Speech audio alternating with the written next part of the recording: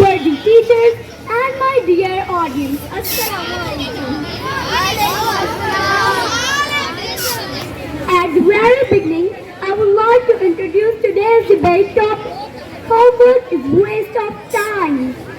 I stand here to speak in favor of this motion.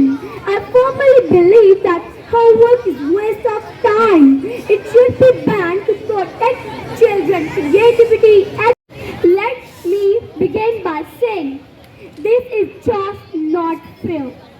My bag is heavy. My brain is fried. Even my cat suddenly cried. Mom says do it. Dad says good. But math and science, oh, they make me sick. At the initial stage of life, childhood should be full of smiles, dreams, and happiness. But what do we see today? A child with 8 or 10 holding a burden of books on his back, habit sack in his hand, and a water bottle around his neck. He walks to school like unwilling soldier marching to the front line, his face full of worries and sadness. How can a child be happy with such a burden? Are we doing justice to our children? No, not at all.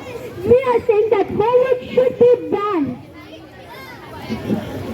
Look at their daily routine.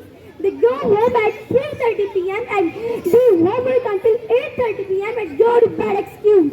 The next morning they wake up at 5:30 a.m. to catch the school bus. Educating the mind without educating the heart is not called educating at all. But how a student manages 4 hours daily? The poet describes the health lessons very beautifully. Homework, oh homework, I hate you, you stink. I wish I could wash you away in the city. If a bomb explodes your pigs, homework, you are giving me fits. Thank you.